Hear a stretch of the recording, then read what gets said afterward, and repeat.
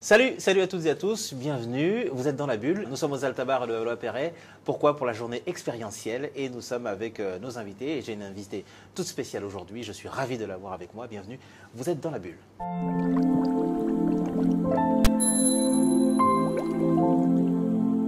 Salut. Salut. Bonjour, ça va? Très bien, merci de me recevoir. À qui ai-je l'honneur? Émilie Dessau, 43 ans, j'ai envie de dire multitâche. Directrice de l'immobilier de Pôle emploi et fondatrice du cabinet d'architecture LC au carré. Très bien. Émilie, ça va? Oui, mais à la fois, pas trop mal.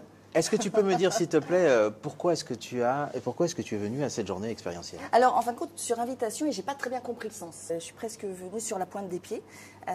Et puis après, on m'a expliqué un peu l'esprit de rencontrer d'autres personnes et surtout le partage. Et c'est cette plutôt axe de générosité qui m'a motivée et m'a donné envie de rejoindre cet événement du jour, qui est plutôt très agréable. Parce que toi, le réseau féminin, c'était pas ton truc. Mais en fin de compte, j'ai jamais réfléchi en tant que tel.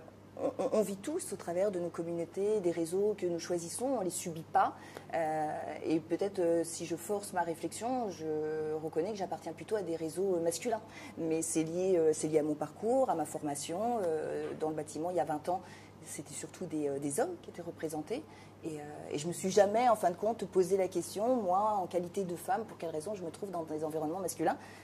J'y ai pris ma place et je m'y sens très bien. Tu disais tout à l'heure que lors de la conférence que ton modèle, enfin tu n'as jamais pensé à ça puisque tu avais un modèle féminin à la maison qui était ta mère. Alors, en fin de compte, merci parce que ça la met à l'honneur et je pense qu'on n'en parle pas suffisamment. Effectivement, je suis cadre de cette référence. Elle est née en 51, elle appartient à cette génération où je pense que c'est la première génération où le choix s'imposait à elle, c'est-à-dire j'ai une vie familiale classique, traditionnelle, c'est-à-dire j'éduque mes enfants, je les élève et je les éduque et je laisse l'activité professionnelle au père et mari. Et en fin de compte, elle ne s'est pas posé cette question. Elle a d'abord été coiffeuse. Et puis après, elle a rencontré mon père et très vite, en fin de compte, ils ont fondé une famille. Et ils se sont posé la question, quelles sont les perspectives qu'on s'offre et qu'on offre à nos enfants. Et elle a repris ses études. Alors ma mère est d'origine britannique, son père est né à Brighton. Et du coup, elle a repris ses études fac de lettres. Et après, elle a intégré des groupes comme le groupe Sephora à l'époque, le premier concept de Sephora, où elle a gravi comme ça les échelons, esthéticienne, responsable d'une business unit, et elle a terminé sa vie professionnelle 15 ans après en tant que directrice régionale. Elle a dit le monde de l'entreprise et le salariat ne me va plus. Et elle s'est mise à son compte, elle a ouvert un magasin de décoration d'intérieur. Et à l'époque, mon père, en fin de compte, était boucher-traiteur, charcutier traiteur. Et elle faisait comme ça pour son plaisir, elle installait les décorations des cérémonies, baptêmes et autres. Et on s'apercevait que maman était plus sollicitée en qualité de décoratrice que papa en qualité de traiteur, alors qu'en fin de compte, le fonds de commerce, c'était quand même la boucherie-charcuterie. Et elle s'est dit, mais pourquoi pas, en fin de compte, développer cette activité. Et le fait qu'aujourd'hui tu sois designer d'espace, est-ce que c'est un lien avec ce que faisait maman? Ou pas du tout? J'ai pas envie j'ai pas envie de raconter l'histoire comme ça parce qu'elle ne s'est pas construite de cette manière. Je suis architecte d'intérieur de formation. Pourquoi je suis arrivée à l'architecture? C'est un long parcours, mais d'abord j'ai eu une première vie professionnelle de danseuse et c'est la scénographie qui m'a amenée à l'architecture. Et mon père, parallèlement, lui, investissait dans l'immobilier et réhabilitait les actifs qu'il venait juste d'acheter.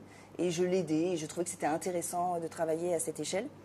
Et voilà, mais rien à voir, en fin de compte, avec l'activité, la dernière activité que maman a honorée. En tout cas, rien à voir de conscient. Oui, mais même parce que quand maman, en fin de compte, a ouvert cette activité, j'étais déjà en archi. Donc en fin de compte, pour le coup, elle n'était pas mon moteur. Okay. Enfin, si tu avais un message à transmettre, est-ce que tu as un message à transmettre Je pense que je vais réitérer le message que j'ai essayé de faire passer ce matin. Alors je ne sais pas, parce que les retours sont très intéressants. A priori, voilà, ça a choqué, ça a plu, ça a déplu. Bon, et ça correspond bien à ce que je suis. Il faut simplement être ce que nous sommes et surtout savoir qui nous sommes. Et après, les choses se mettent en place naturellement. J'inviterais à ce qu'on ne se pose pas la question de genre, mais plutôt de qui sommes-nous et ce que nous avons envie de faire. Voilà. Donc c'est une question qui appartient en fin de compte à l'homme comme à la femme. Voilà.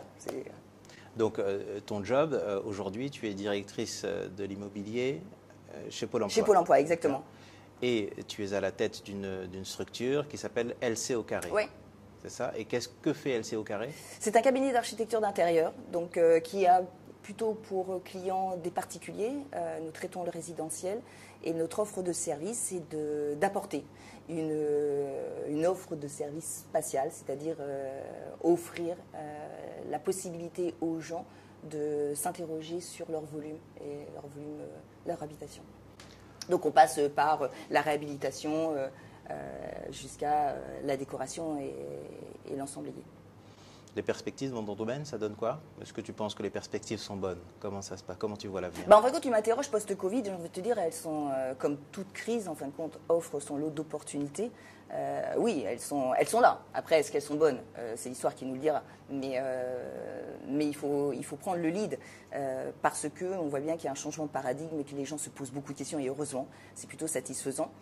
Et c'est à nous, experts en la matière, là tu m'interroges sur le segment architecture, donc je vais te dire que oui, l'idée, et ça va bien aussi avec ma nature, c'est d'être utile. Donc l'idée c'est de les accompagner dans leur réflexion et de trouver ensemble la solution. Dernière question, en quoi est-ce que toi tu fais la différence? En quoi est-ce que Émilie Dessau fait la différence? On ne m'attend pas, c'est en ça que je fais la différence. C'était Émilie Dessau. Quelque chose à rajouter, peut-être un mantra, quelque chose qui te tient à cœur? C'était pas si difficile. Donc croyez en vous. Vous êtes les acteurs de votre vie. Merci Émilie Dessau. Merci. C'était Dans la Bulle. Merci, à bientôt. À bientôt pour un prochain numéro de Dans la Bulle. Ciao, ciao.